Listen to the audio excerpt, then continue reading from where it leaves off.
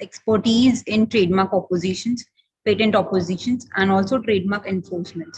And she also looks after various commercial agreements as well.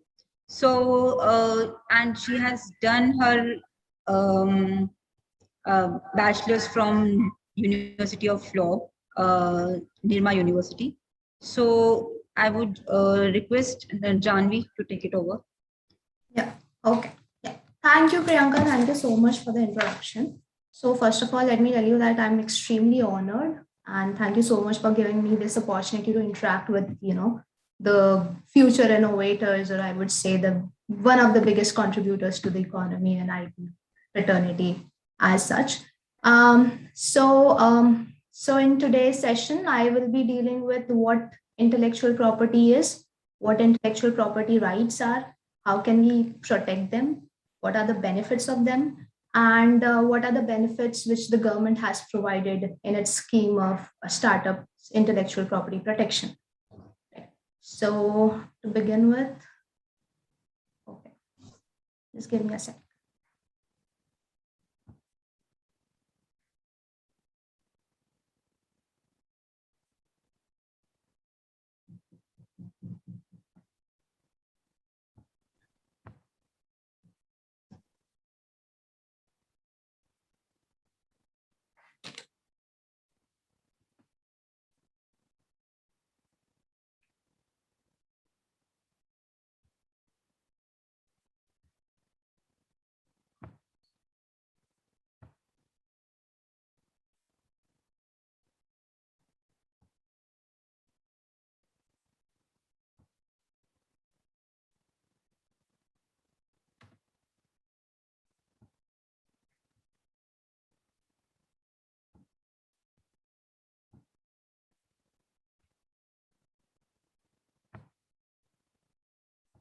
So is the slide visible to all of you?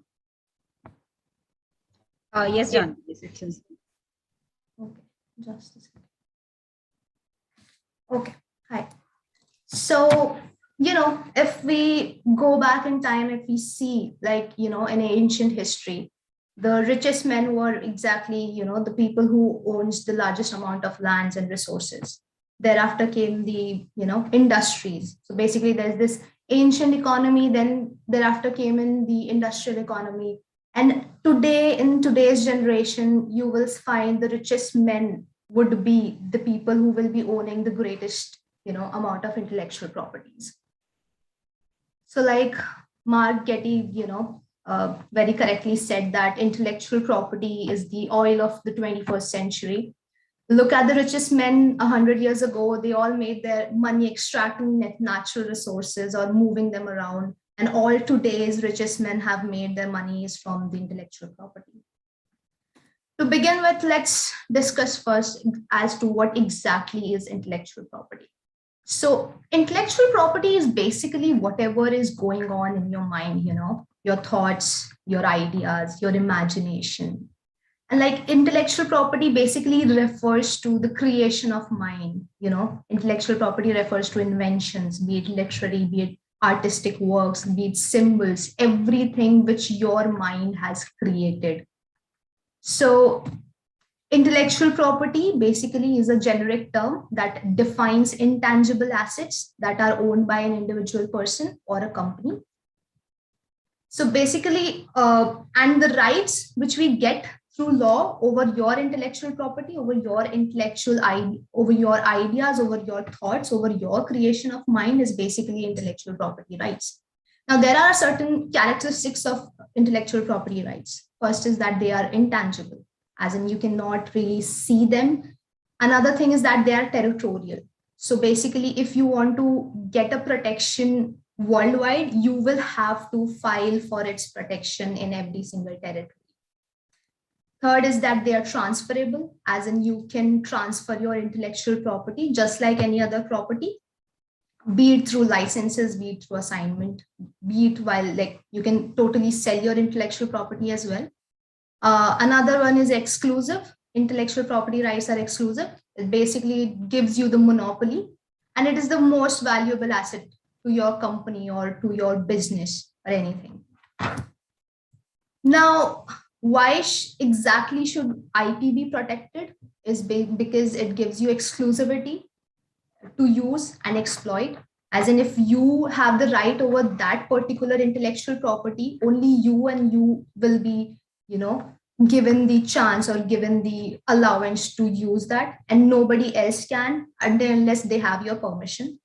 Another is that it recognizes your right of ownership. You will be given the title of the ownership over that particular intellectual property.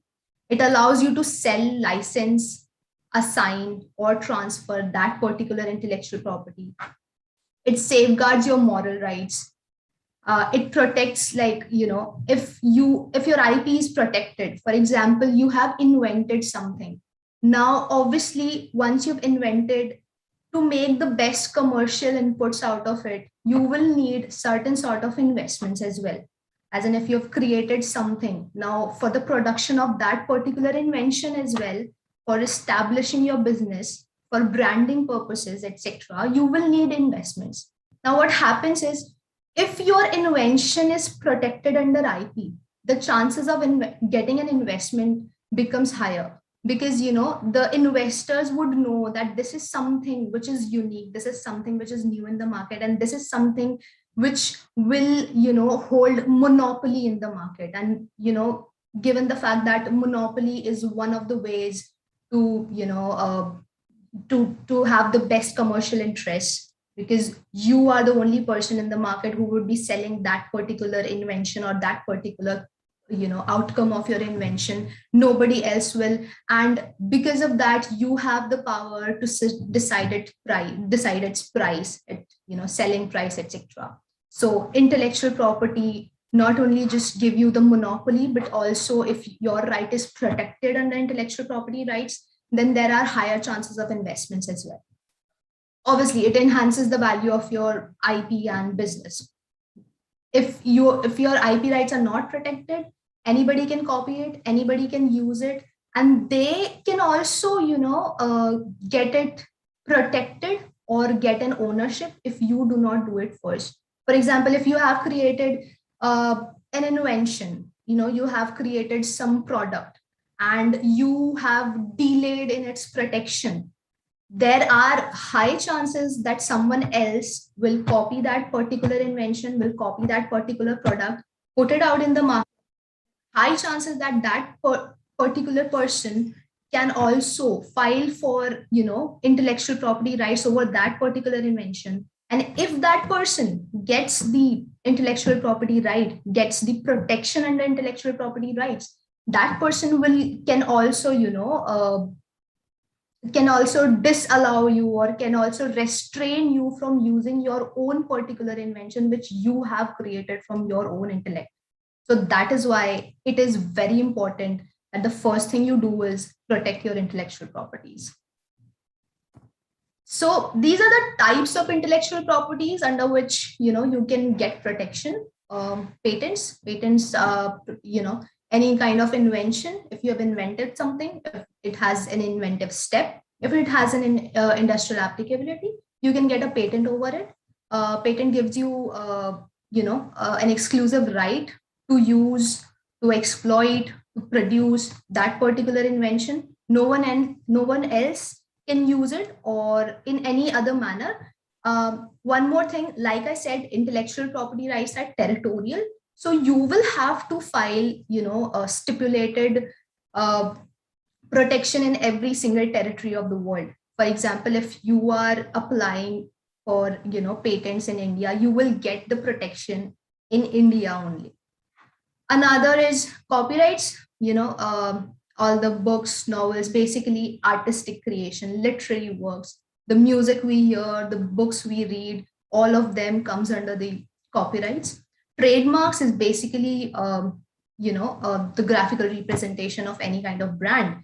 So basically this Apple, Nokia, all these are basically trademarks. You identify, whenever you listen to, whenever you come across any trademark, you will be able to identify as to what products or what services is that particular trademark or that particular brand is serving. So those are basically trademarks. Geographical indications is basically, you have this Bikaneri bhujia, Banarasi sari. So these are basically geographical indications. You get them once, so basically these have these basically indicate the, geographical territory it is, arriving from. For example, Bikaneri bhujia is a speciality of Bikaner.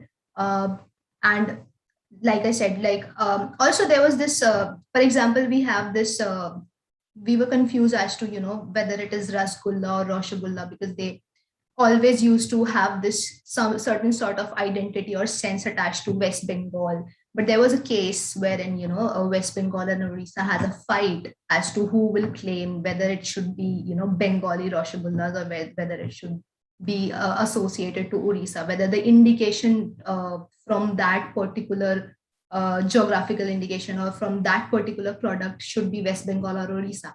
And it turns out that both of them won the cases because, both of the rasgullas had different properties, because they were made in different styles.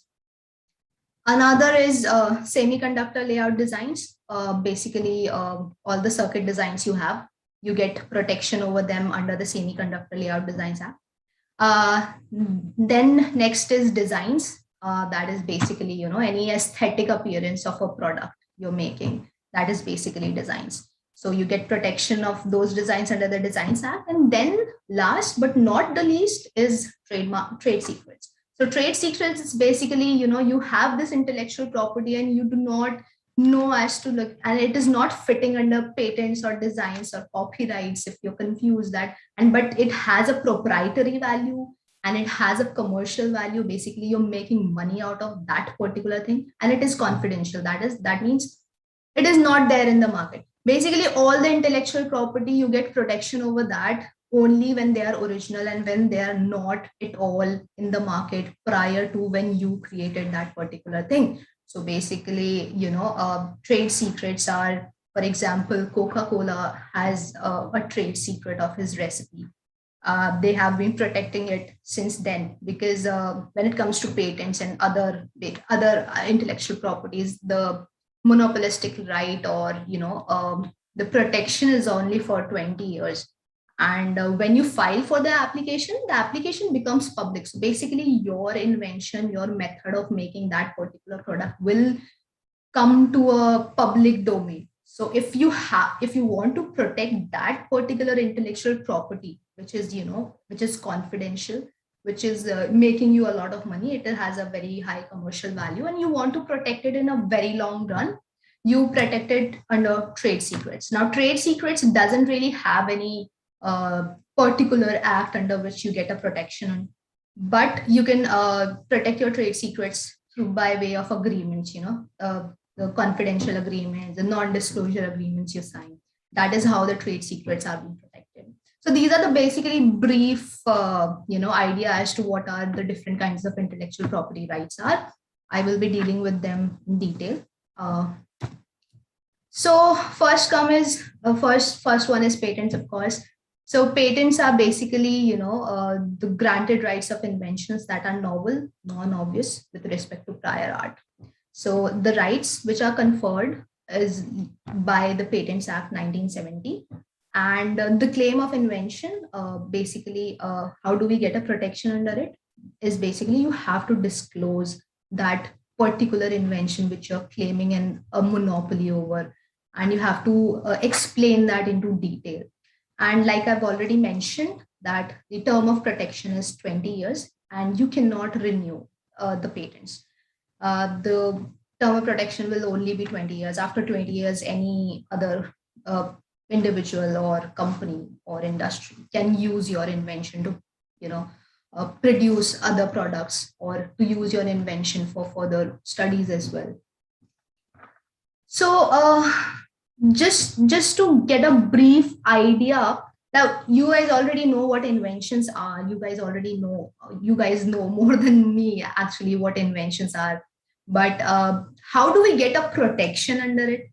So just to share a brief idea, is like you can see that there's this pizza, and the white thing you're seeing is basically the pizza saver. Now, the story behind these two is basically, when, the pizza industry. So basically, they used to deliver pizzas in, paper bags. There wasn't any use of cardboard boxes for delivering pizzas.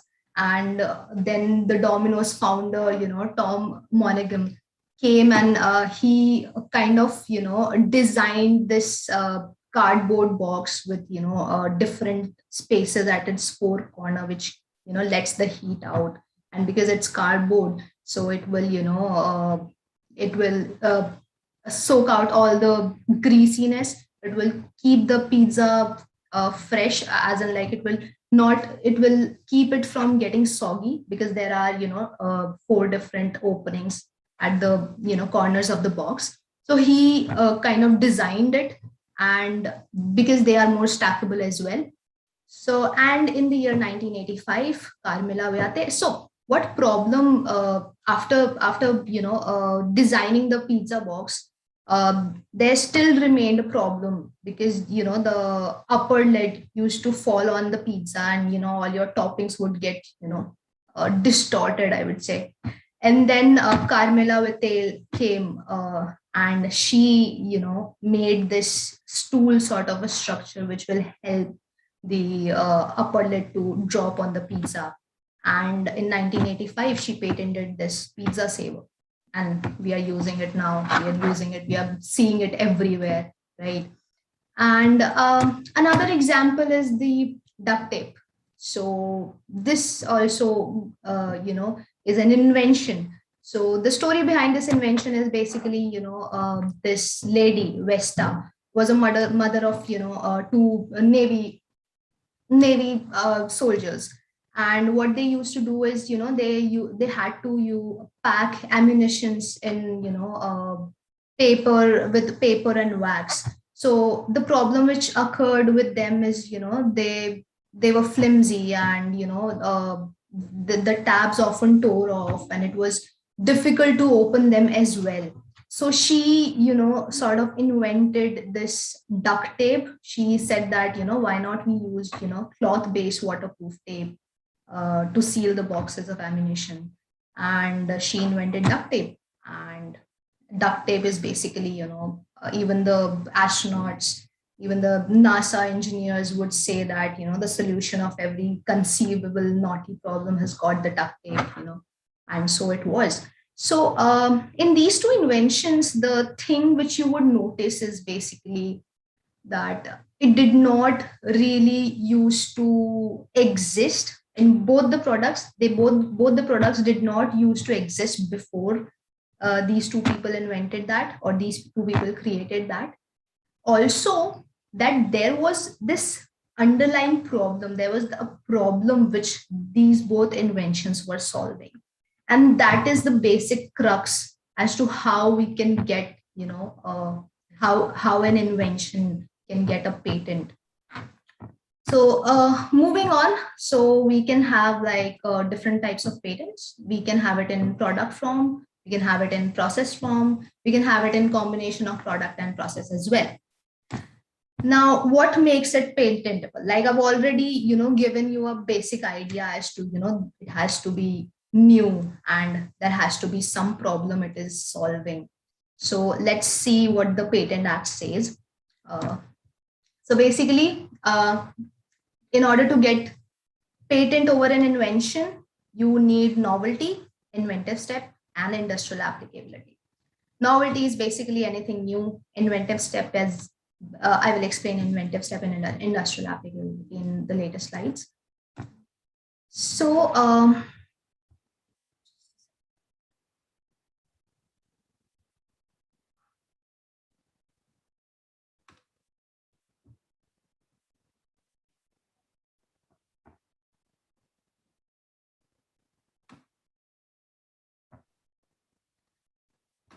Janvi, you're not audible.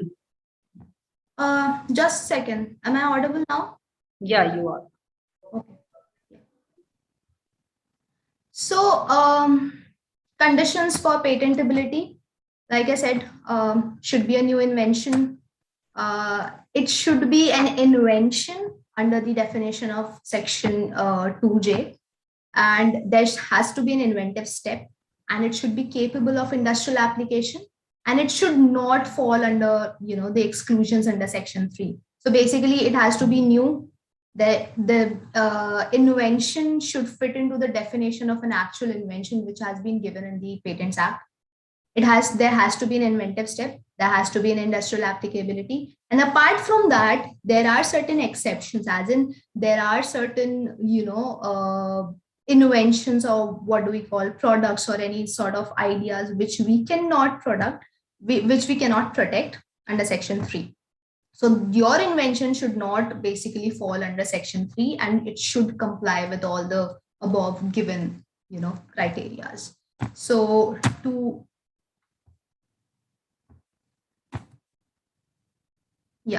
so what exactly is a new invention?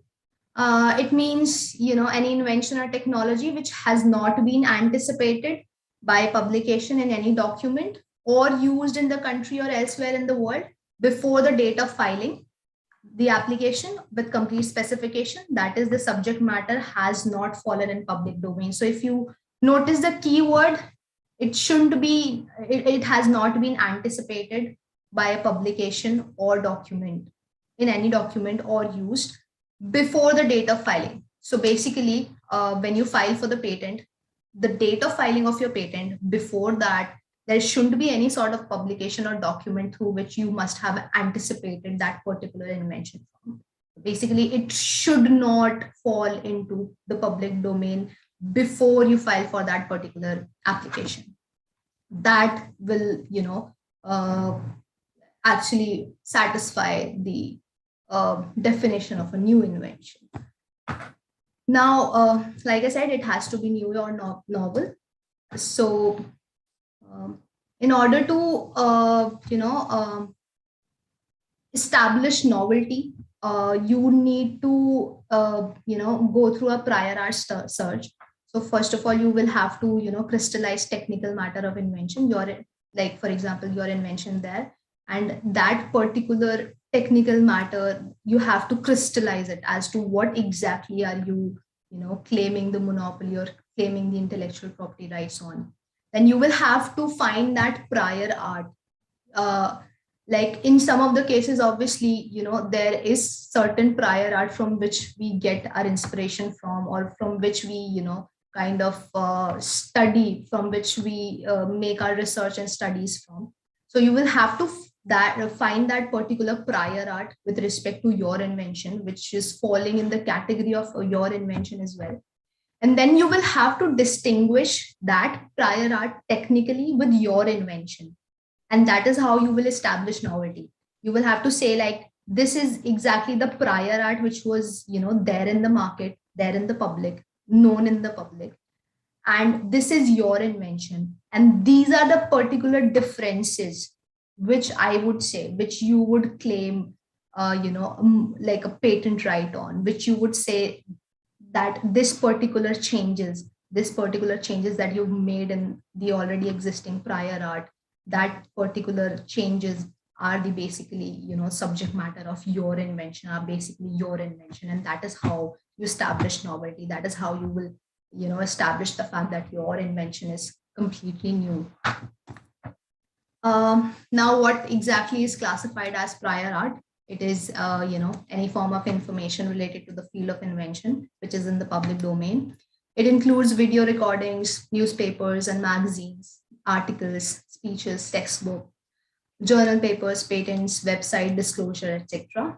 So if it is, anywhere in the world, it can be anywhere in the world. So like I said, that patents, the IPR is basically, the protection is territorial. But, when you're going to make a search for prior art, you will have to search globally, because prior art would be considered that any prior art, any particular document, any scripture, any knowledge in the entire world, that would be considered as a prior art, because you have to distinguish your particular invention. You have to establish novelty for your particular invention in making a differentiation from the existing, all the prior arts in the world. So where do we find prior arts is basically the scientific papers, articles, news, teachings, online products. Prior art also includes that already granted patents, expired patents, published patents. Whether or not they were granted patents or not, that is not the question, but it is even the published patents is some form of a knowledge which you know will be using. And if you are going to use that particular published patent and you're claiming monopoly over that particular published patent exactly, then this would not exactly establish novelty. So you will have to take all the factors in considering as to how you will search for the prior art. Yeah, so the foremost thing you should know that if you invent something, if you have made something, designed something, the first thing you do is get a protection over it. File for the patent application. Do not, publish it in the market, because once you publish it in the market before the date of application, it will come into prior art, and that would destroy your claim over that particular invention. And of course, do not delay it, because IP, time is an essence. Further, let's move on to the next. So like just now explained as to what new invention is and how to establish novelty. Now you can get a patent on an existing technology as well. So it is not really hardly necessary that you will get a patent on a completely new product only. You can get, a patent over an existing technology, but for that, you will have to, make certain sort of improvements. You will have to address the problem that particular prior technology is having, and you will have to find for solutions, and that, in a way that, in a useful way that the existing technology fails to address. So next is invention. Like I've already said, invention means a new product or process involving an inventive step and capable of industrial application. So far we have discussed as to what a new invention is. We have discussed what exactly novelty is. Now, because the third criteria to get a patent was that it should fall under the definition of invention under Section 2J. And the definition of Section 2J says that an invention is basically a new product or process involving inventive step and industrial applicability. So the next two steps which we discussed was like inventive step and industrial applicability, which is basically comprises of the definition of an invention. So let's discuss now like what exactly is an inventive step. So inventive step basically means a feature of an invention that involves technical advance as compared to the existing knowledge, or having economic significance, or both, and that makes the invention not obvious to the person skilled in art. So basically there has to be a technical advancement as compared to the existing knowledge, and that particular advancement should not be obvious to the person who is skilled in art. It should not be obvious. For example, if there is a metal doorknob, I make a doorknob which is made out of wood. I mean, that is something which is very obvious to the person skilled in art, and not even the person skilled in art, that is like very obvious to any person. So that would not be called as an inventive step. So to establish the inventive step, we have to, there has to be a long felt need, basically you will have to exactly identify what exactly the problem is. That particular inventive step was something which was in need for a very long time. You need technical solution to a technical problem, non-obviousness, and economic significance. That is how you establish an inventive step. So now if there is an already existing technology, and there are certain changes which that existing technology needs in order to better the outcome in order to make the outcome more proficient or efficient, we would say. Then, and if you come up with a solution of that particular problem, and because it was long felt, and there is, you came up with a technical solution, and that particular technical solution which you came up with is not obvious. It is not obvious to the people who were already involved in that particular technology. And obviously there has to be an economic significance. If your solution or that particular technical advancement of yours is not giving any economic benefit or any economic changes, then that would also be like, why would you get the monopolistic rights over that? So there has to be, you have to establish that there is better output, the number of productions are bigger this way, the cost of input is getting cheaper. If you these are some of the examples as to how you prove the economic significance of that particular inventive step. So this is basically problem solution approach, and then you arrive to inventive step. Like we already discussed in the case of that pizza saver and the duct tape, there was a problem, they came up with a solution, and that is how there was an inventive step, because there already was a paper wax tape which was available, but she identified the problem, she came up with a solution, and that is how she came up with this inventive step. So like I've already mentioned, solution must be non-obvious to the person skilled in art, and subjective creation, there has to be subjective creation. Next is industrial application. So and that particular inventive step we just like discussed about, that particular inventive step must have a industrial application in relation to an invention, means that the invention is capable of being made or used in an industry. Search for industrial applicability, use in an industry, as in like you will have to establish that this is how you will use this particular inventive step or this particular final product after you putting in the inventive step in the industry, and the finished product or essential intermediate of products and improved process to be used in the industry.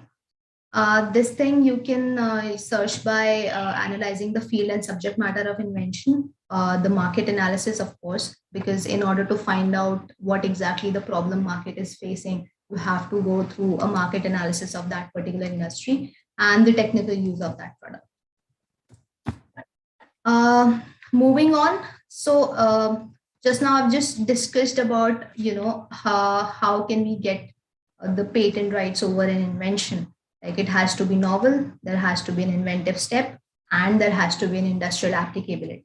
Now these are, now next is basically, section 3 gives out the inventions or the products or, any sort of innovation which are not patentable. So to discuss the same,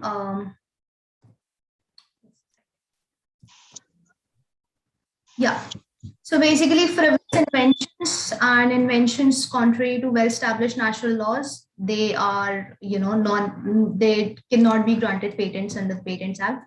Frivolous inventions, basically, if I am claiming that, I will give an output without an input, as in like I'm not putting anything inside that machine and still it is, giving you an output. That is basically a frivolous invention. You can like term it as, kuch bhi. So you cannot get a patent over it.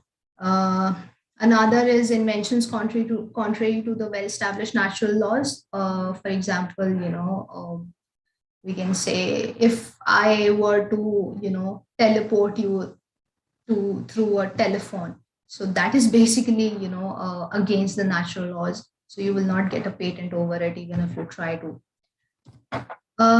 Next is 3B. Commercial exploitation or primary use of invention. Now, if you come up with an invention which whose commercial exploitation will be contrary to the public order and morality, that will not be patentable. or it can cause, prejudice to health or environment, that will not be patentable. So against public order and morality, basically gambling machine, device for plane crashing, and also hookah and you can say guns. These are not patentable. Um, Causing a serious prejudice to health or environment, like biological warfare material, the substances used in nuclear war, basically for the destruction of humanity. These are against the health or environment, so these will also not be patentable.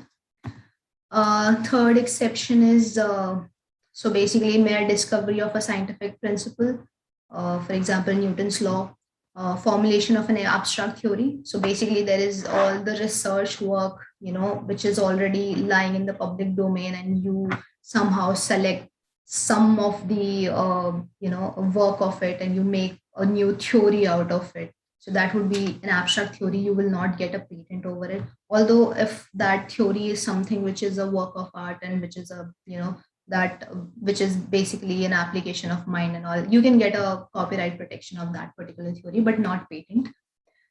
Discovery of any living thing is also not patent. Discovery of non-living substance occurring in nature, like natural gas or mineral, those are also not patentable. The mere discovery of a new form of a known substance, which does not result in the enhancement of the known efficacy of that particular substance, is also not patentable. For example, you come up with you discover a substance in a new form, and in order to get a patent over it, you will have to prove the efficacy, as in how is it different from the already existing substances, and basically how efficient it can be. You will have to prove all that. So basically, a mere discovery will not be patentable. E is substance obtained from mere admixture, resulting only in aggregation of the properties of the components thereof, or a process of producing such substances. So basically, if there is some sort of a mixture I'm preparing, and if I say that if I put in more sugar in it, it would basically become more sweet. There is nothing inventive about it, so I will not get a patent over it. But although certain sort of mixtures can get a patent over the same, because there has to be a particular process, as in if you say that if I use this chemical with that particular amount, for example, only 10% of so and so chemical with 20% of so and so chemical, and it comes out to be a product, or if it comes out to be something which has a synergistic property of those mixtures, maybe it enhances the properties of the already or the already existing mixtures, that can be patentable. The next is mere arrangement or a rearrangement or duplication of known devices, such as functioning and for example, like if I put a bulb or something on a fan, they are basically functioning independently, and they are basically an arrangement of two different devices. So that is also something which is not patentable. Another one is method of agriculture or horticulture. So cultivation of algae, producing new form of a known plant, preparation of an improved soil. These are something which you cannot get a patent over, but you can get a patent over, any sort of equipment which you invent, which will be used for the agriculture purposes. That can be patentable. Another one is another exception is any process for medicinal, surgical, curative, therapeutic, or other treatment of human beings, or a similar treatment of animals to render them free of disease, or to increase their economic value or that of the products. Now, basically, all these methods and process, surgical methods, they are not patentable. However, the apparatus which you use for such surgical processes can be patentable, but not exactly the process. So these are the few of the examples. For example, removal of cancer tumor is not patentable. Surgical processes relating to therapy, method of vaccination is not patentable, but that particular vaccine is patentable. Blood transfusion is not patentable. Another is plants and animals in whole or in any part thereof, other than microorganisms, but including seeds, varieties, species, and essentially biological process for production or propagation of plants and animals. These are also not patentable. Next is mathematical method or business method or algorithms or computer program per se. These are not patentable. Computer, so basically, like I said, in this case, you can actually, if you have a certain sort of a business method or something which you want to get it protected, but now that business methods cannot be protected under patents, one of the way to protect them is through trade secrets. Next is a literary, dramatic, musical, or artistic work, or any other aesthetic creation, including cinematographic work and television productions. These are also not patentable. You can get a copyright or designs for the same, but they will not be protected under the Patents Act. The next exception is the mere scheme or rule or method of performing, mental act or method of playing game. So these are also something which are not patentable.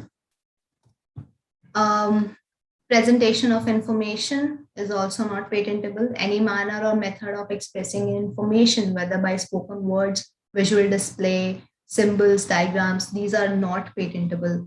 I remember that there was a case wherein there was this particular method or a form of presentation which a company had with regards to their sales, and basically a form of presentation in terms of Excel sheets. So they had them protected under trade secrets because they cannot get a patent over that. Topography of integrated circuits, like I said, these are basically the circuit layouts are protected under the Semiconductor Design Layout Act, and they are not protected under patents. Another one is traditional knowledge, an aggregation or duplication of known properties of traditionally known components. These are also not patentable. For example, haldi has this healing property. So if you comes up with an invention which includes haldi in it, as in like which basically the whole crux of that invention is that haldi will be used as the healing property or something, that will not be patentable because there is a proper scripture, there is a proper list of all the traditional knowledge that we have, and if your invention is derived from that particular list of traditional knowledge, then that would also not be patentable because you cannot give a monopolistic right over traditional knowledge which people have generated from through years of experiences. So not just one person can have a monopolistic right over it. Next is how do we like the process, the basically procedure of patent application. Basically, once the patent application has been filed, it will be filed either with a provisional specification or with complete specification. First, provisional specifications are fine just in order to book the priority date, because the day you file for the patent application will be considered as the priority date. So you file provisional specifications for that. Provisional specification basically involves the basic concept of your invention, the objective or the background of your invention. Then there are complete specification, which will include the detailed information about your invention as to in terms of claims. It would include the background, the objective, the identified problem, the actual working of your invention with the help of examples and diagrams. After the provisional and complete specification is filed, there will be a request to the Controller General for the examination of your particular application. After the examination, the controller will issue an examination report. If through that report, if your invention has been accepted as, if there is no particular problem, or if you are basically complying with all the three requirements, that is novelty, inventive step, and industrial applicability, your application will be accepted and then will be published. If not, then the examiner will issue you an examination report by mentioning as to what exactly in your invention is not novel, or is not inventive, or is not falling under the inventive step. And after the issuance of that particular examination report, which is raising objections on your invention, you can reply to that examination report by either countering those objections or by amending your claims of those, amending your claims of your patent application. Thereafter, if it gets accepted, it will be published. Otherwise, just a second, yeah. So if you do not comply with the objections within a stipulated period of time, your application may be abandoned. And if you reply to the examination report, and if you propose certain amendments, and if those particular amendments are accepted, then it will be published. Once it is published, it is basically open to it will be in the public domain. It will be open to the public to oppose your particular application. So if there is someone who also is an owner of that particular invention, which is in conflict with your invention, or if that particular person thinks that that particular person has a right over the invention that you are claiming, or your invention is somehow similar to his or her invention, then there would be an opposition. So opposition are of two types: pre-grant, post-grant. So pre-grant is basically after the publication, you get an opposition from an interested party. It can be from any other party though. The only difference is after post-grant, the only people who can oppose your application would be the interested parties. Once the pre-grant opposition is filed, hearing will be conducted, in which either your application will be refused or allowed. If your application is allowed, there comes the stage of post-grant opposition. If anybody still opposes your invention, if anybody still counters your monopolistic rights, they will file for the post-grant opposition, and the procedure remains the same. There will be a hearing, and then it would be decided whether or not to keep your particular invention in the registers of the patent.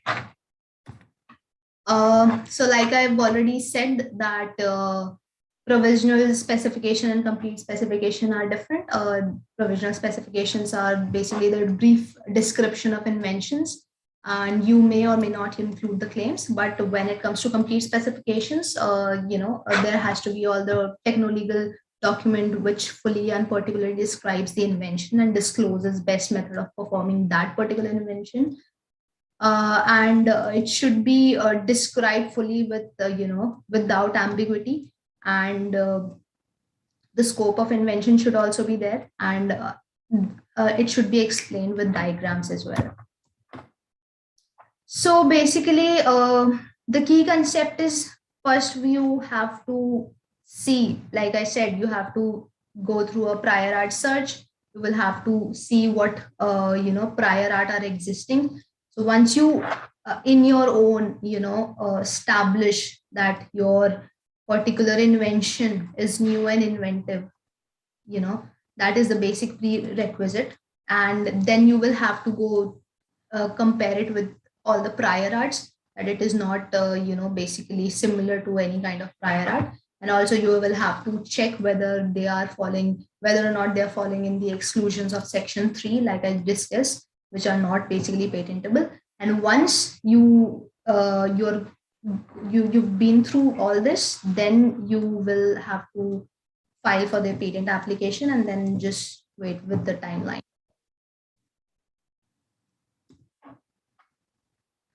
So basically, what are the rights of patentees? Right to exploit the patent. It gives you the monopolistic right. No other person, no party would ever, comes in between you and your patented rights. If they come, the you have the legal right to sue them. Another right is basically right to transfer. You can assign your particular invention. You can license your particular invention.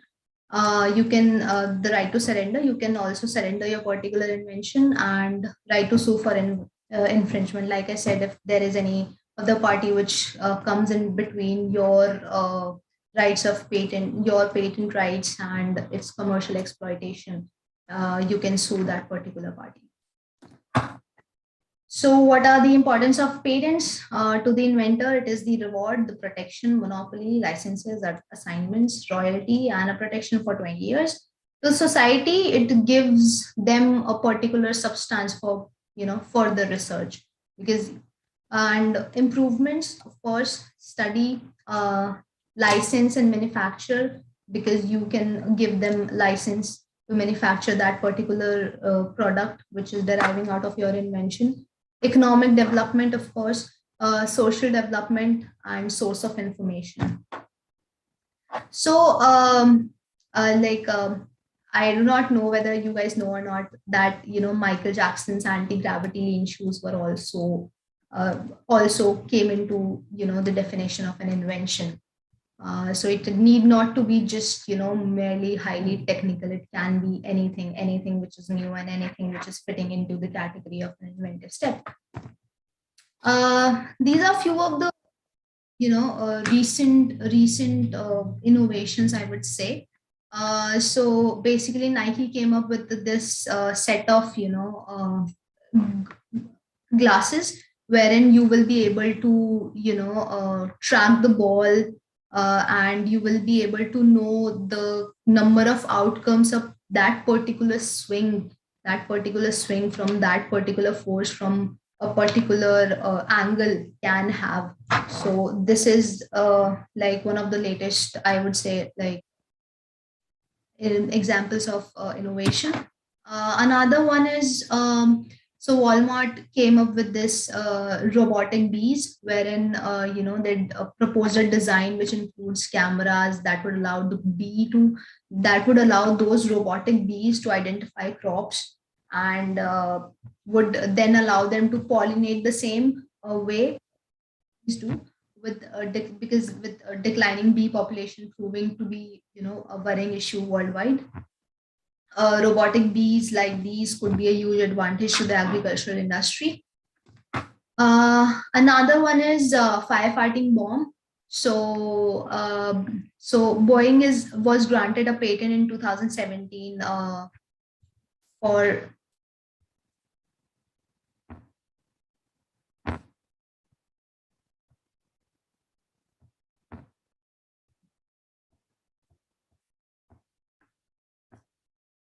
which would combat the spread of forest fires more effectively when compared to the traditional aircraft methods.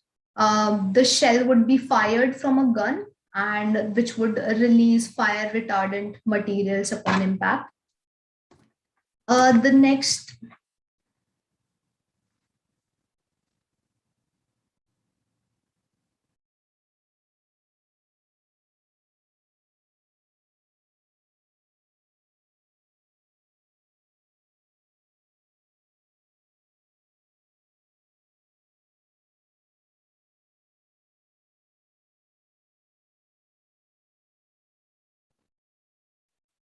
Hi, is it visible? Yes, Janvi, it is. Yeah. Sorry for there's some glitch, I guess. Yeah.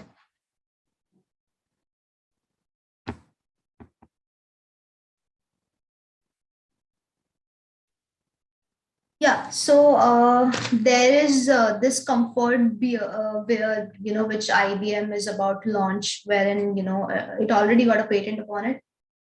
Basically, it is made up of all those fibers, and there are a set of sensors which will be there in that particular wear cloth. which would, analyze all the data with respect to your heart rate and the conditions which are outside. And then accordingly, they will, that particular comfort wear will, set the temperature and basically a comfort condition. So if it is like warm outside, it will make the cloth colder and vice versa. Just a second. I think there's some glitch with my PPT. It's not.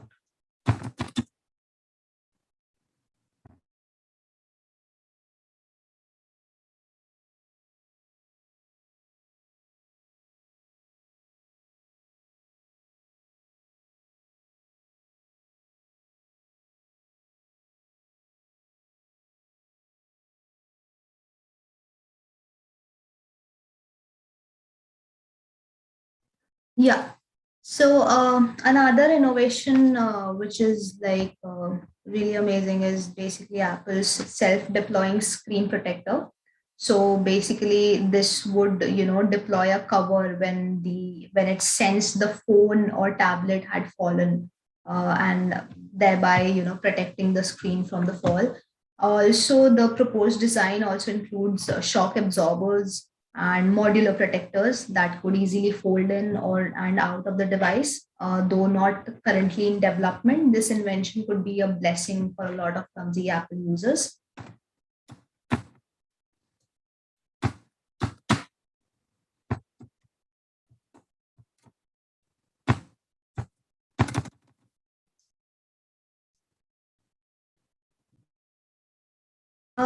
Just give me 2 minutes, huh? Sure, Janvi, sure.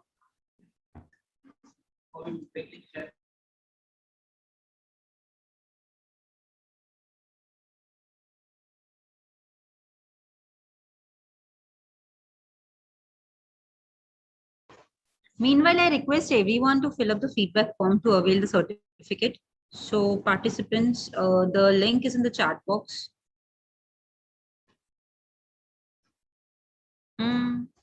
The link is not working. Let me check.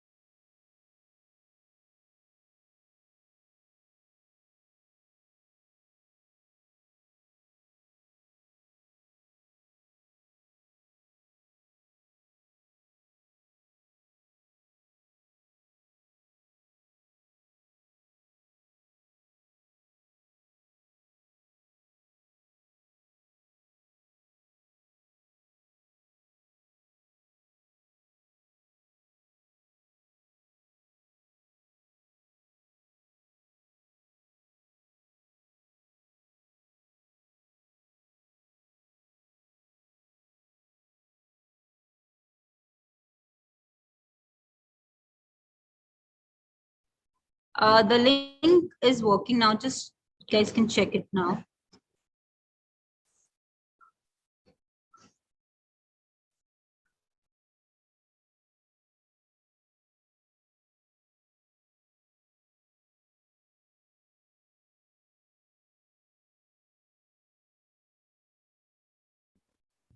Hi, is my PPT visible to you all? Yes, Janvi, it is visible. It is? Okay. Yeah. I think it's something, yeah. But it's not on the full screen. So Yeah, that I'll do. okay.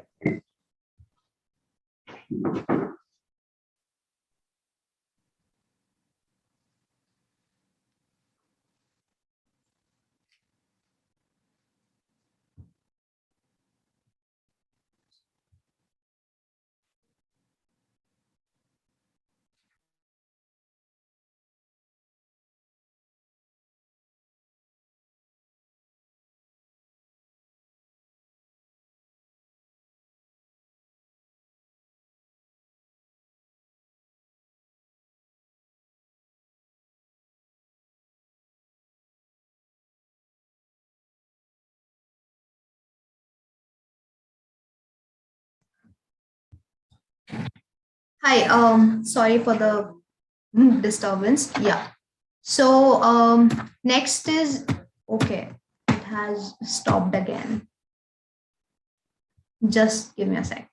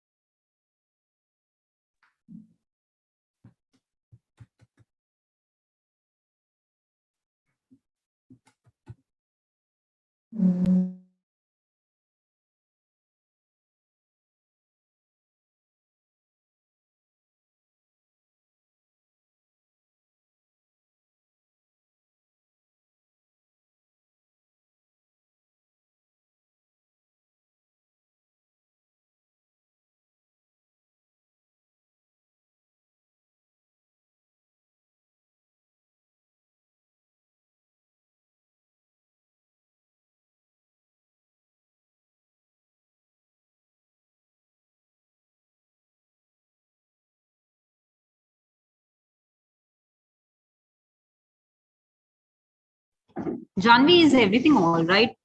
Because we can see your screen. The problem is that I am not able to, change my slides. That's the problem. So I'll do one thing. I'll just log in from another computer. Okay, just give me 2 minutes. Hello? Yeah, no problem. Yeah. Oh.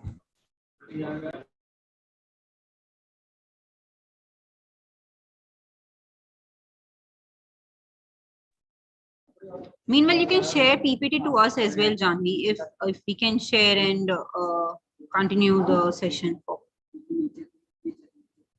Just give me 2 minutes. I have already logged in from another. No problem. Yeah.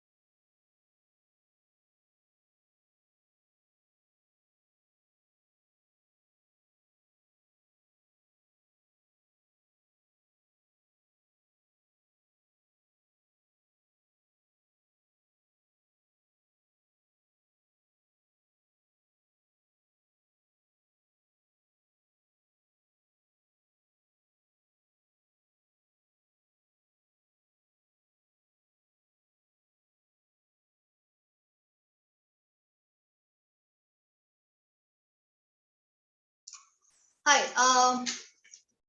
Am I audible and visible? Yes, yes, John. Sorry for this, technological error. I'll just start with this. Is my PPT visible to you all? No. I'm not able to hear you.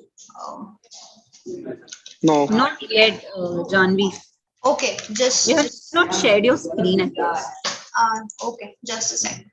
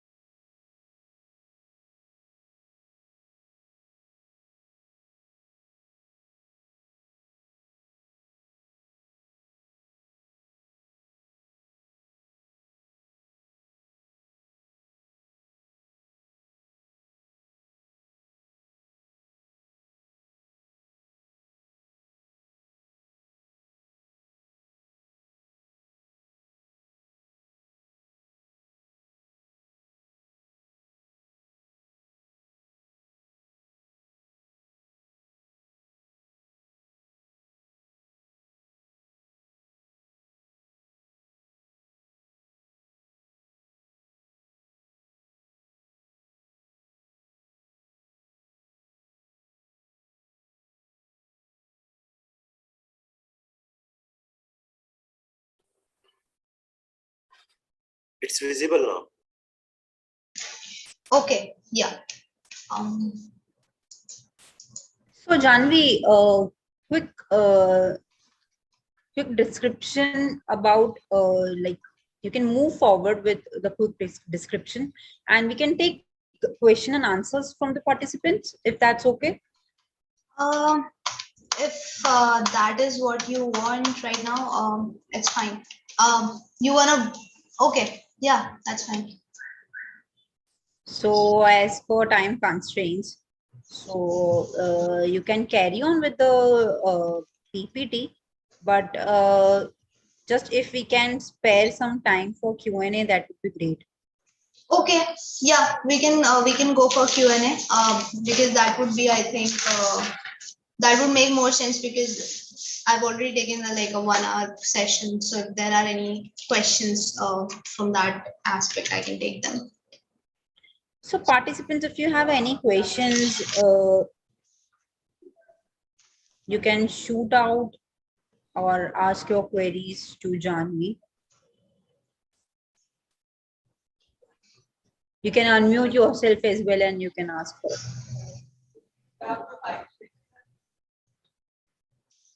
So,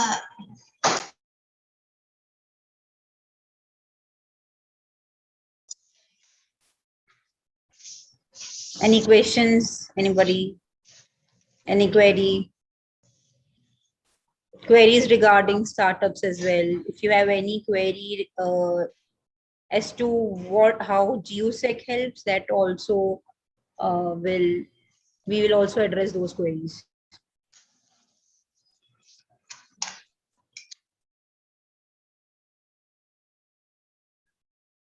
Okay, so Janvi, you can move forward with the. okay, so so far we have discussed as to what intellectual property is, what intellectual property rights are, and we have discussed about patents, right? The procedure, what is patentable, what exactly is not patentable, and what exactly do you get if you get your invention patent. Moving on, the next intellectual property which we will be discussing is designs. So designs is basically, anything which includes features of shape, configuration, ornamental or composition of lines or colors applied to any article which appeal to and are judged solely by the eye. So design should be, The same concept, it should be new and original and should not be disclosed to public anywhere in the India. Designs are protected under the Designs Act 2000, and it can be claimed with the clarity and uniqueness in respect of shape, configuration, surface pattern, etc. So basically, you invent a product. Now the aesthetic part of that particular product is basically what designs are. For example, the shape of the bottle is something which is protectable under designs. The chairs, the tables, everything, even the jewelry is basically what can be protected under the designs.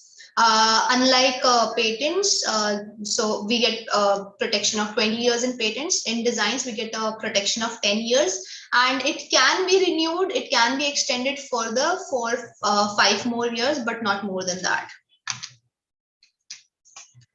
Okay, Salvi, it has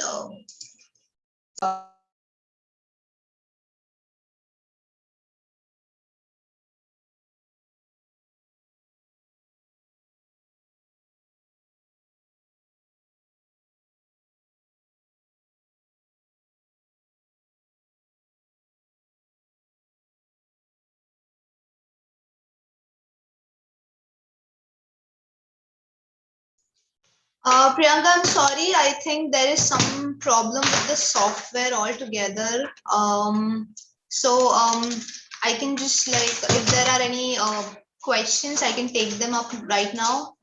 Meanwhile, the technical person will be okay. It worked. Yeah. So, John, there is one question. Yeah. Is process includes both software and hardware is patentable?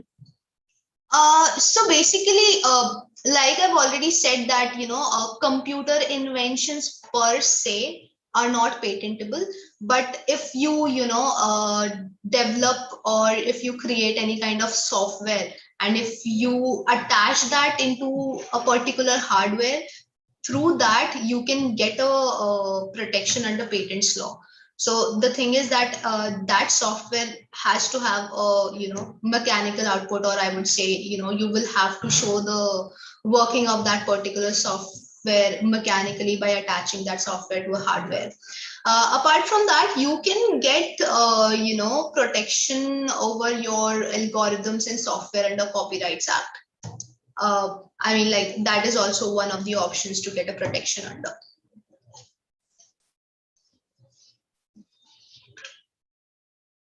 Is there anything else? Okay, it's working. No, Janvi, you can move forward with the PPT. Okay.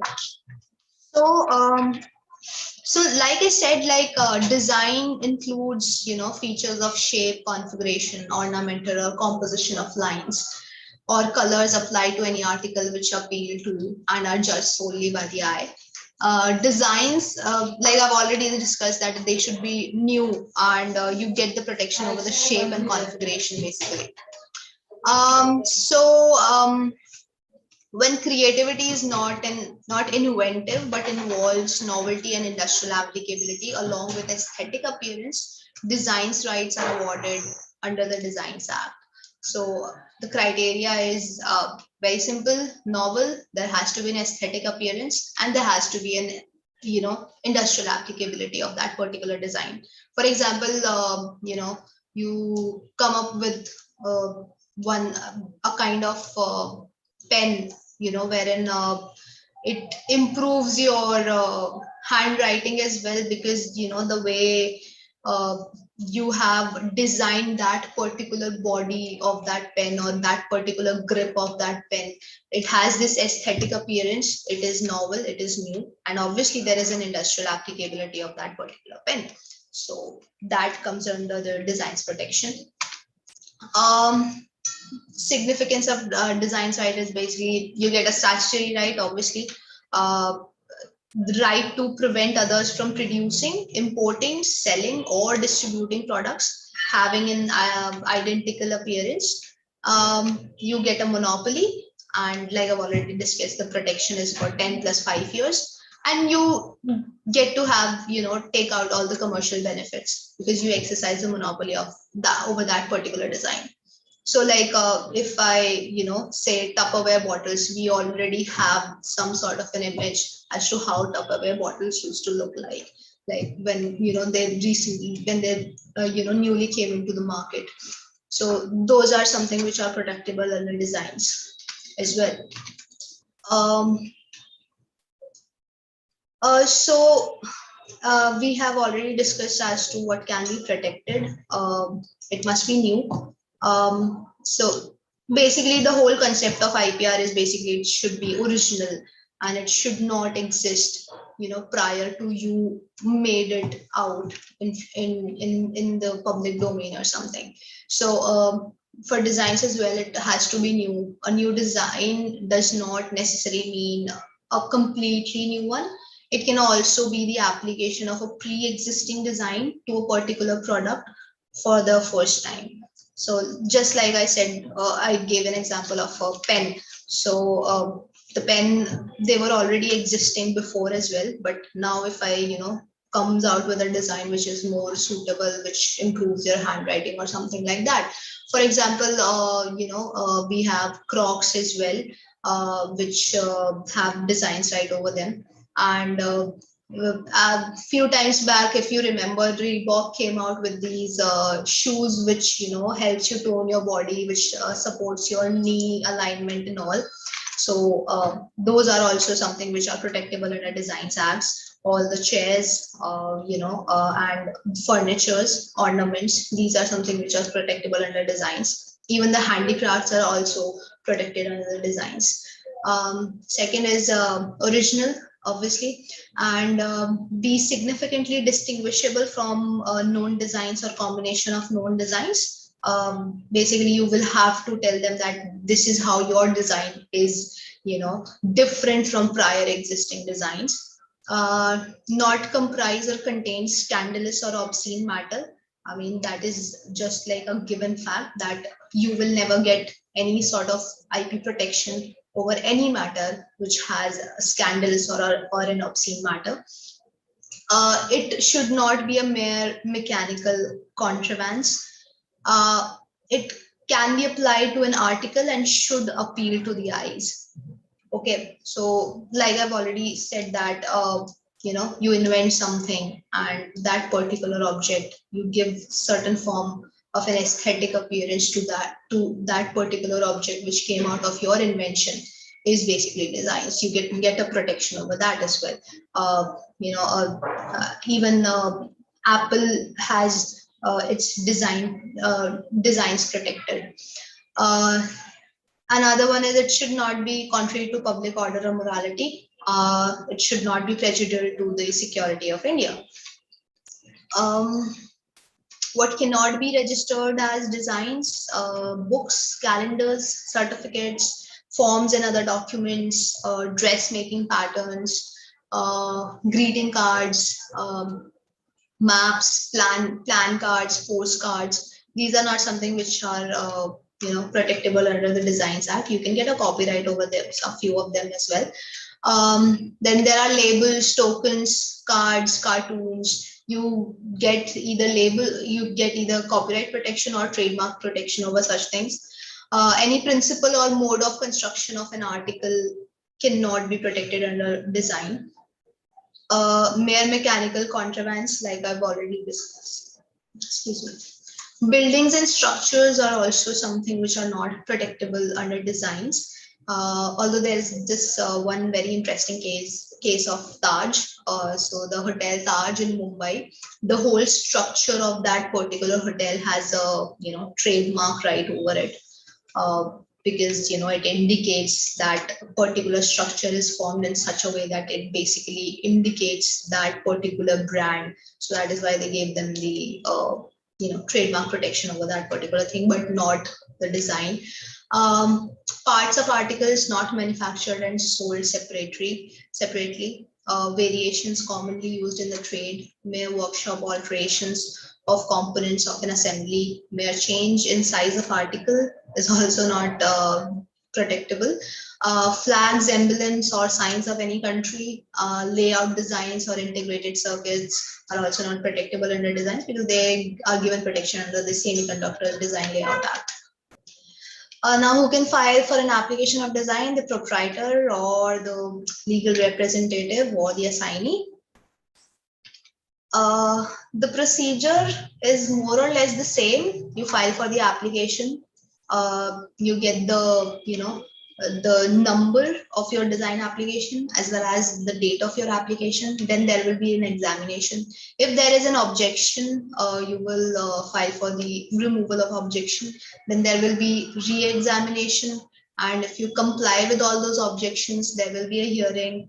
And if after that hearing, if your particular design is something which is accepted, then it will go for the final disposal. If after the examination, after the communication of objection, if there is non-compliance of those objections, then it will be abandoned. So you have to have a reply to those examination reports, otherwise your application will get abandoned. Then after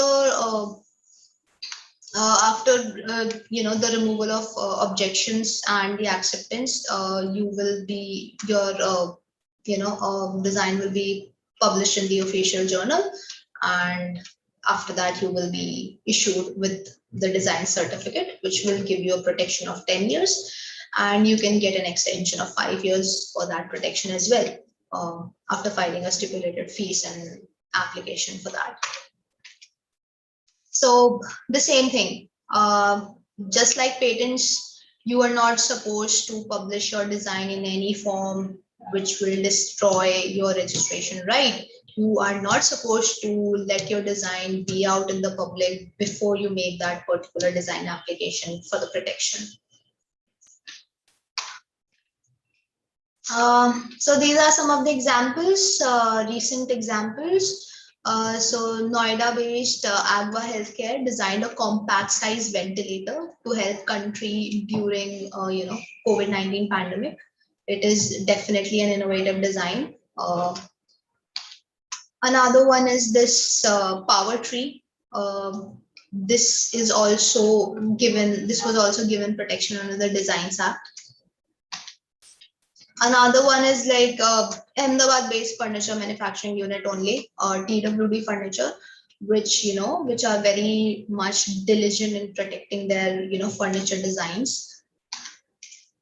So there was this case as well,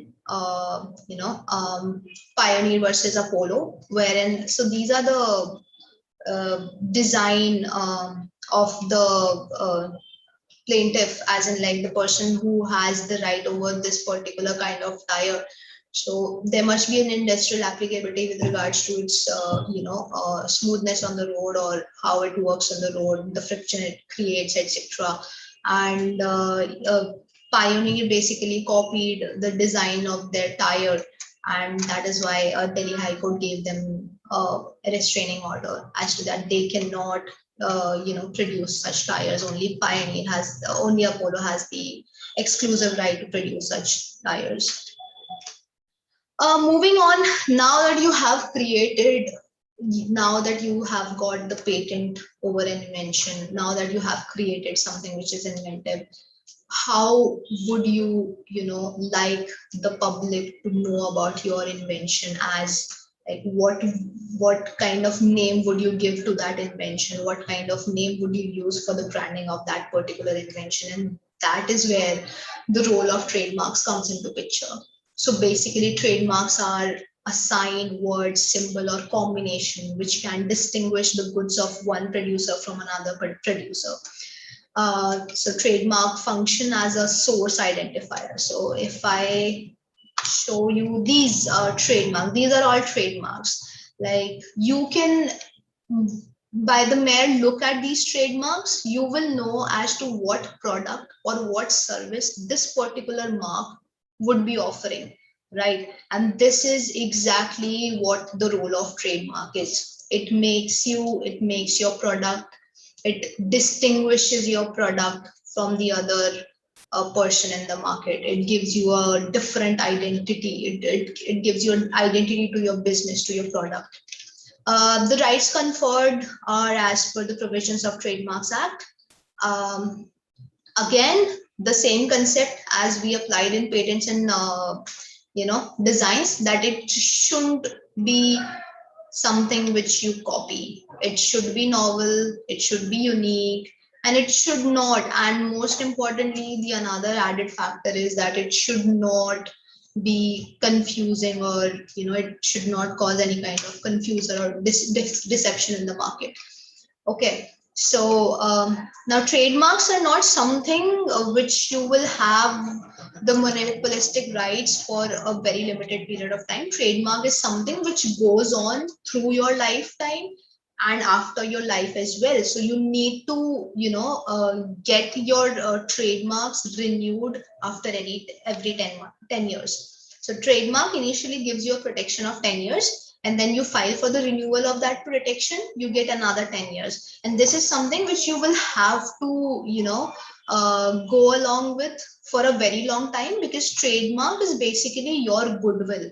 It is, it is basically the brand of your product. It is basically the face, the actual face of your business.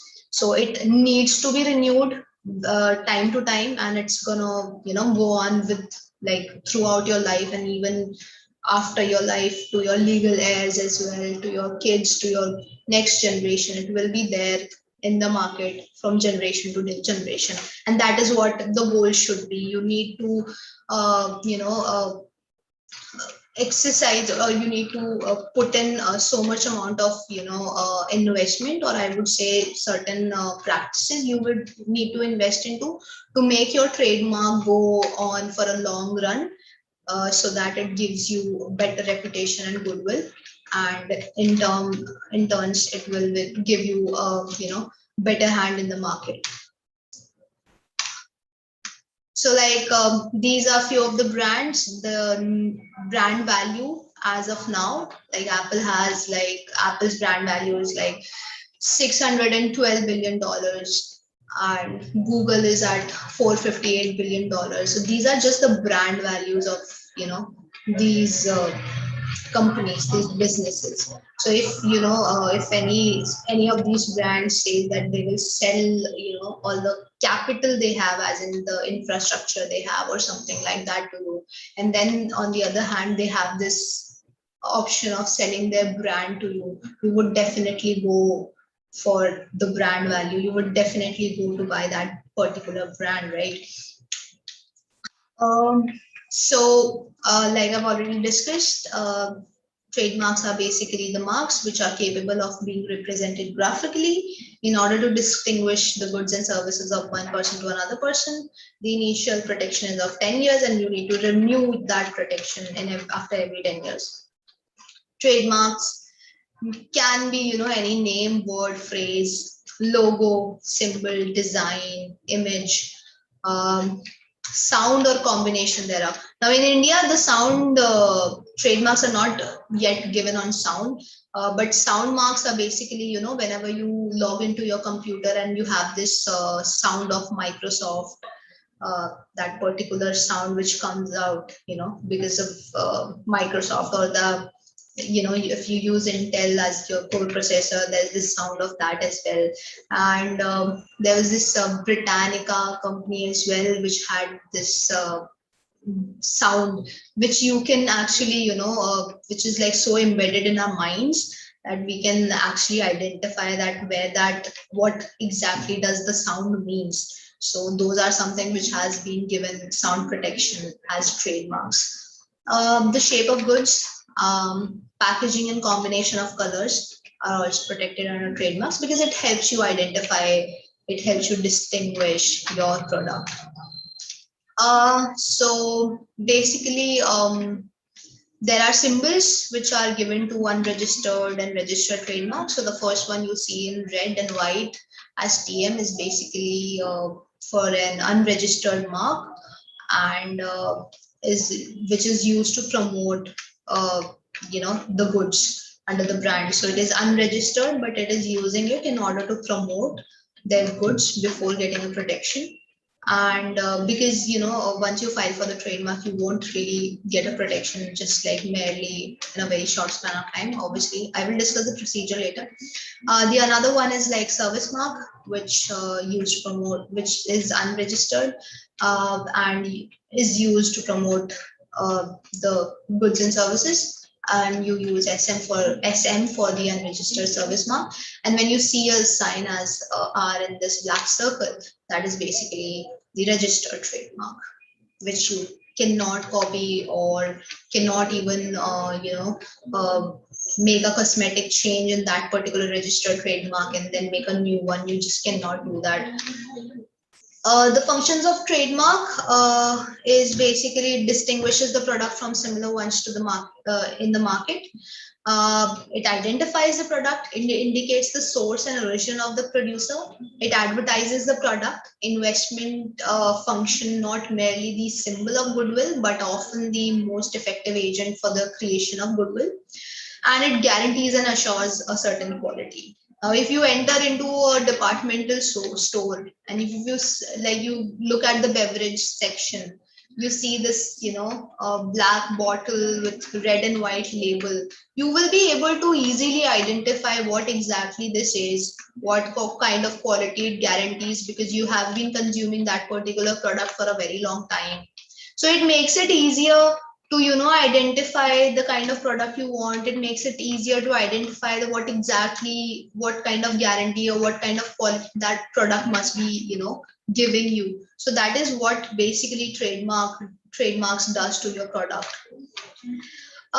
Now there are just like we discussed in patents and designs as to what cannot be given a protection under designs or what cannot be given a protection under patents. There are certain absolute grounds of refusal when it comes to trademarks as well. So the first one is non-distinctive mark. If your mark is something which is generic and you're not able to point out or pinpoint that particular distinctiveness in your mark, then your mark will not be registered. For example, I am selling, my product is mustard oil, and I name that particular product, the trademark I'm getting is like mustard oil. So this is not something distinctive, right? This is not unique, which is basically the one of the necessary criteria of any intellectual property. Another is that mark which may serve in trade to designate kind, quality, intended purpose, values, geographical origin, etc. For example, you cannot, for example, low absorb oil. Like I will not get a protection over a low absorb oil, or if I make some cosmetics change and call it low absorb, I will not get a protection because it is in a way indicating as to what that particular brand will be offering, what particular quality, what particular function will it be offering, and that is why it is not protectable. For example, sugar free as well. Like if if I'm selling something which is sugar free with the name of sugar free, so it is basically indicating that the name in itself is the exact product which is inside the packet. So it will not be protected under the Trademarks Act. There is an absolute ground of refusal over that. Another one is marks which have become customary in the current language. For example, you cannot get protection over cutting. If I come out with a product like I will be selling tea, and I want people to recognize my tea with cutting tea. Now, cutting tea is something which has been, it has become customary. Not only just like one person cannot get a monopolistic right over the same, because it has become customary in the current language. So you will not get the protection over the mark cutting for selling products related to tea or filter coffee, etc. For example, you cannot use a filter as a trademark for coffee as well.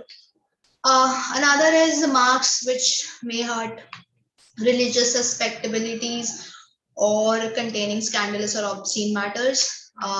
Marks which are prohibited under Emblems and Names Act, and certain shapes, results from the nature of good, are necessary to obtain technical result and give substantial value to the good. So these are certain marks which you will not, these are certain criteria under which you will not get a protection of over a mark if that your mark particularly fits in any of these criteria. So like I said, like already giving you an example of sugar free. So this was an actual case wherein, Cadila Healthcare filed a case for the trademark violation on Gujarat Cooperative Milk Marketing. So Cadila had a right over this sugar free as a trademark. And when Gujarat Cooperative Milk Marketing Federation used that particular sugar free as used for selling their ice creams, Cadila filed a suit against them. But the court held that sugar free is descriptive. It is exactly indicating the quality of that particular product, and that is why no one will get a monopoly over it. It is a commonly used word, and that is how you will not get an exclusive right to use the mark sugar free. Anybody can use sugar free, right? So what do you get after your marks are registered? You get an exclusive right, which creates monopoly. Only you will have the right to exploit that particular trademark. No one in the, like I said, like you will have to register your trademark in other countries as well if you want to expand your business in other countries. This is a very, safe practice and very intelligent practice to have, because, if you have better protection in different countries. But for that, you also need to have an intention to do business in different countries. So, yeah, you can assign the rights, and you can also assign your trademark rights to anybody in return of some sort of, commercial benefit or some sort of royalty. You can license as well to some other entity in order to commercially exploit in return of royalties. And franchisees are also one of the ways wherein you can transfer your trademark rights. One, that you transfer your trademark rights, and because they are franchisees, they will be, complying with the standard of quality your business gives. And on the other hand, it will also be expanding your business in different territories, because if you give franchisee, it is basically expanding your goodwill in different territories. So these are all the things you can do with your registered trademarks. The procedure for filing a application is you file an application for trademark, you get an application number, then there will be examination report. If examination report will be, like I said, like I've already discussed on the absolute grounds of refusal. If your mark is if your mark gets cleared from that, then your mark will be published. Once your mark is published, if there is any person in the market or in the world who wants to oppose your mark, stating that your mark is basically infringing their mark, or your mark is in any manner confusing or deceptively similar or identical to that particular mark, then there will be, opposition proceedings. If not, if you get cleared with the examination report and if there is no objection, then your mark gets registered and you get a protection of 10 years, which you will definitely have to renew after 10 years. And once if an opposition is filed, then there will be a separate opposition proceeding which will be going on. And if you clear that opposition and if you prove that your mark is distinctive, and if your mark is different from that person's mark and unique and capable of distinguishing, then you win the case, and then you get a protection for 10 years in that case. So the next, sorry to interrupt, yeah. Janvi. Any questions, participants, as we have last 15 minutes to conclude the session? Any questions from anybody's end? Yes, I have a question. Yes. Can I proceed? Yes, please. Like in case of culinary arts, like in case of food, let's just assume that paneer butter masala wasn't into the common practice. Okay, people were not knowing about this, and I have created this dish and I have named it as well. So like what can I do with it? Like, can I apply for an trademark, or like how is it going to be? No, like when I was discussing the Coca-Cola case as well. So IP rights, basically, when you exercise IP rights, it is basically giving you monopoly. Monopoly means as in no one else except for you have the right or have, that particular product to have commercial benefits out of it. So your recipe for paneer butter masala is not something which is an invention, and it is not something which can comes under the Copyright Act as well. So like I said, if that recipe, you want to keep that recipe as a secret, because you can get a commercial benefit out of it if you keep it as a secret, if you exercise monopoly, you protect that particular recipe as trade secrets. Okay. So you, as in like, if you are making this recipe and you're selling it, you have to make sure that nobody knows that particular secret ingredient, or nobody knows that particular secret way as to how you make that recipe. And to protect that particular thing, you have to get it involved into certain sort of agreements with, if you're having a restaurant or something, then you will have to get your employees or any other person who is working in your restaurant who has the potential to see as to how you make that particular butter masala. You will have to get them signed a non-disclosure agreement, and that is how you keep it protected under the Trade Secrets Act. But in any way, if I eat your paneer butter masala, and I can always reverse engineer it. Like, if I know the ingredients, if I know the taste of those ingredients, I can experiment and reverse engineer it.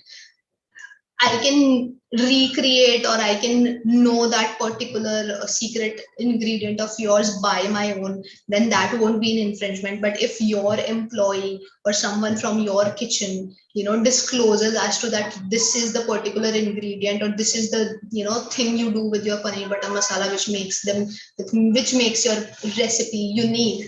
If that particular person discloses this thing to another person, then you can sue that person for violating the agreement. So this has actually happened in the case of wherein actually what happened was, some of the employees of Coca-Cola company went to Pepsi, and they gave Pepsi an offer that that they will disclose that particular ingredient Coca-Cola has, and for so and so amount.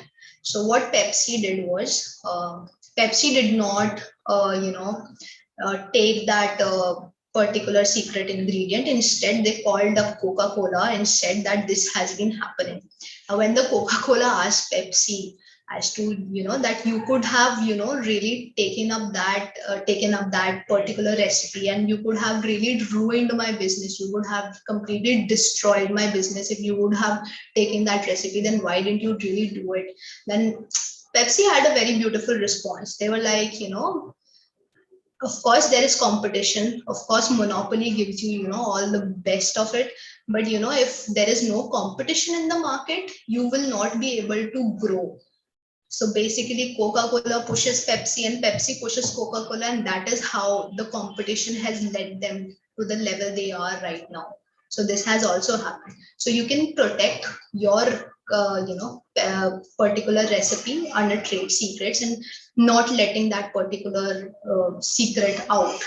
That is how you can protect. Great, thanks for your insight. Just wanted to ask that, do we get to trademark your the name as well? Like, in case of Coca-Cola, do they have a trademark on their name? Yeah, right? So yeah, of course. Coca-Cola has a trademark over it. Coca-Cola has a trademark over the name Coca-Cola. Coca-Cola has a copyright over the the kind of design that Coca-Cola has been written, and the color combination they have, like that red and white color combination they have copyright over that as well. Coca-Cola even had their designs protected under the Designs Act for that particular glass bottle they used to sell.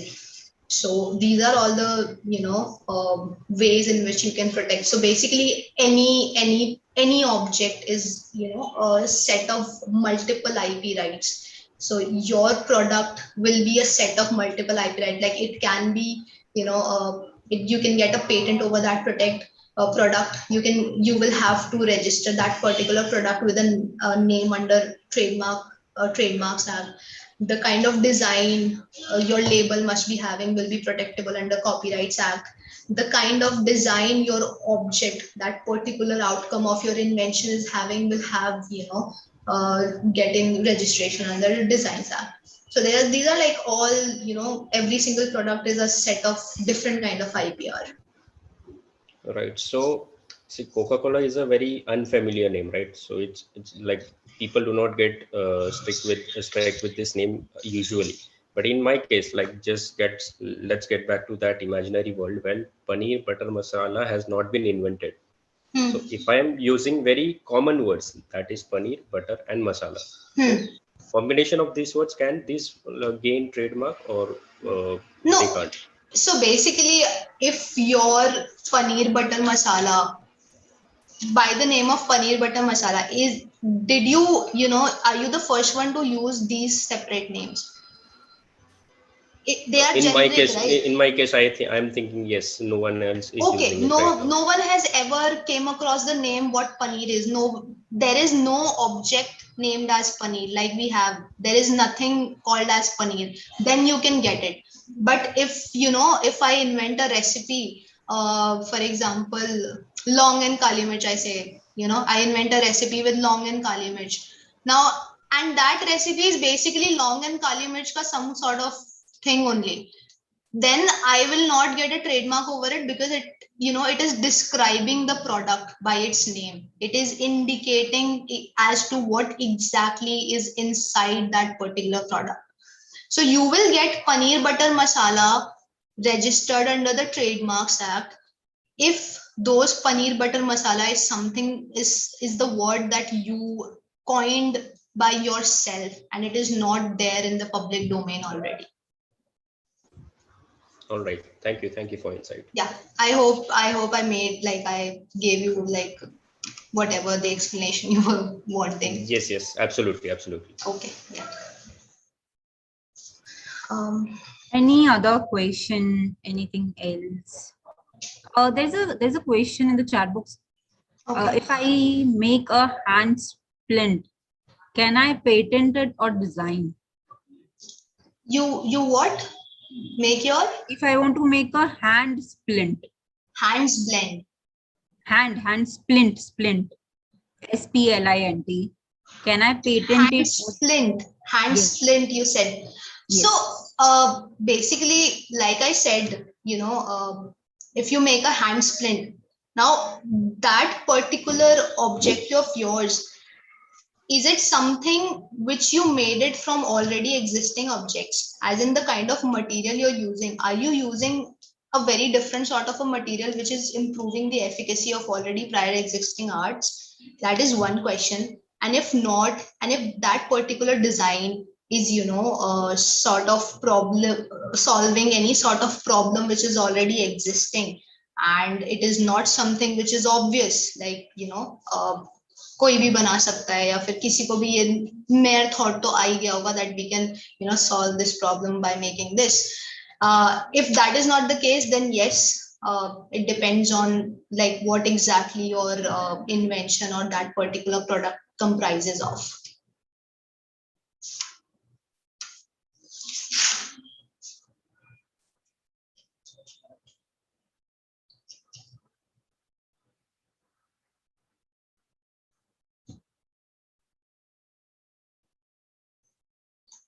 Is it Anything else?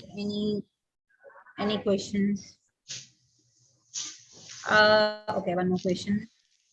If we have a good business plan which does not exist, then how can we protect that business idea? You protect it through trade secrets. The only way you can protect a business method or strategy is through trade secrets, because it will not fit into any of the heads of the IPR. So you can protect it under trade secrets by, like I've already said, you can get into an agreement with all your, employees, with all the partners, with all the people you are disclosing, or in a way you think that that person might get a knowledge about your business plan. If you get that, like if you are involved into with these people, then you have to get into an agreement with these people with respect to not letting out any of the confidential information, any of the information which has a commercial value and which is proprietary, or which is a secret, which is not there out in the public domain. You have to get into an agreement with that, and that is how you can protect your business method or business plan.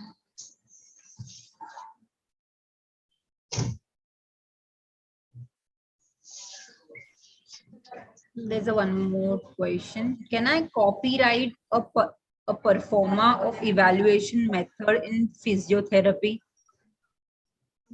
Performer of an evaluation method. Yes.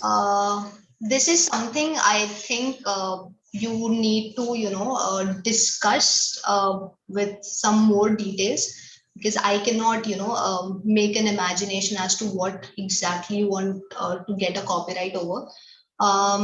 So like I won't really suggest you to discuss it over here, because obviously it needs to be confidential. But apart from that, what exactly, like, can you explain a bit, like, but not exactly explain to that level that it diminishes your secrecy or something? He told he'll get that. Okay. Yeah. Yeah. So, as per time constraints, Yeah. so any other questions, participants? Anything you would like to ask to join me?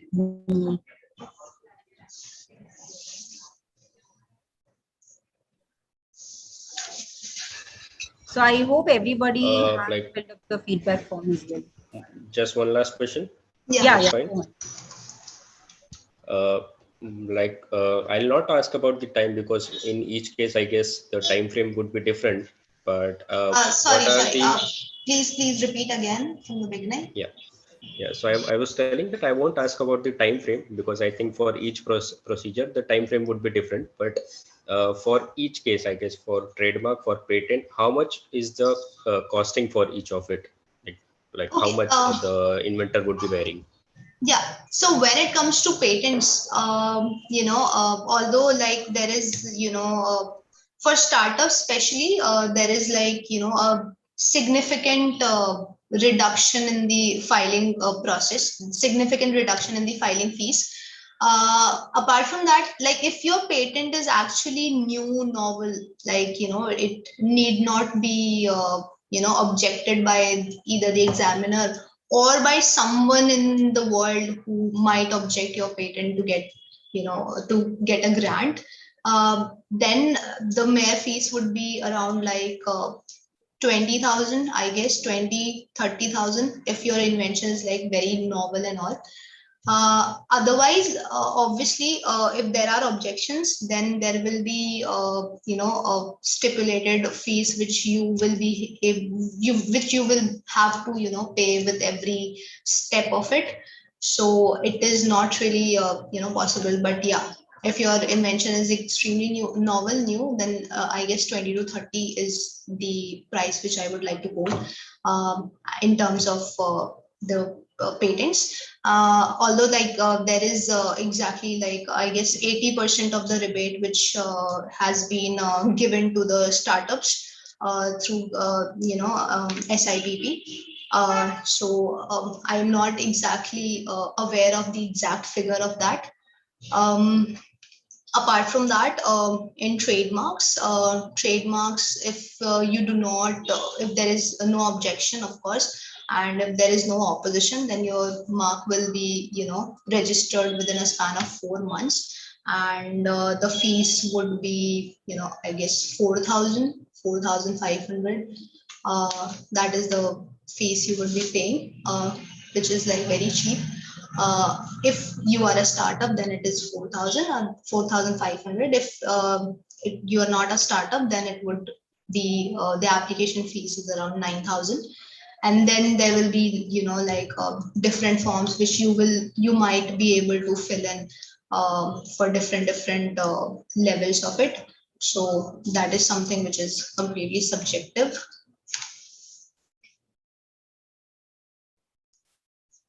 Anything else? And about the trade secret thing? Trade secret. So trade secret, you know, it depends. So you will be, you know, making an agreement. Now, if you are making an agreement through an in-house, then that would be completely different. If you are asking a law firm or a lawyer to help you out with that particular agreement, then, you know, that their professional fees is something which, you know, which can vary from, you know, place to place, firm to firm, person to person. There is no particular stipulated amount which, you know, I can quote exactly. So that is basically a professional fees which you have to pay. There is no particular procedure or the government procedure which wherein you will have to pay for the fees. So it is the professional fees that you're paying for. Okay, thank you. Yeah. Assuming there are no more questions. So thank you so much, Janvi, for your time and for such insightful sessions. We'll look forward for more such sessions and webinars in future. So also I would like to tell everybody that if you want to know more about innovation, entrepreneurship, intellectual property, we have done many webinars and many sessions previously. So you can just have a look or subscribe to our YouTube channel as well. It's Gujarat University Startup and Entrepreneurship Council. So you guys can have there are various webinars programs done by us. So if you want to know more about it, then you can just have a look there. Thank you so much all for joining the session. If there are any further future programs or webinars, we'll definitely inform you. Thank you all. Thank you so much, Janvi. Thank you. Thank you for inviting, and thank you so much for the patience and everything which the participants have shown me. Thank you so much for that. I hope I have made justice to this particular webinar. And if there are any particular questions still which you want to ask, you can just forward it to Priyanka. Like I can deal with them personally as well. Okay. That's it. Okay. Thank you. Bye Bye. everyone. Bye guys. Take care.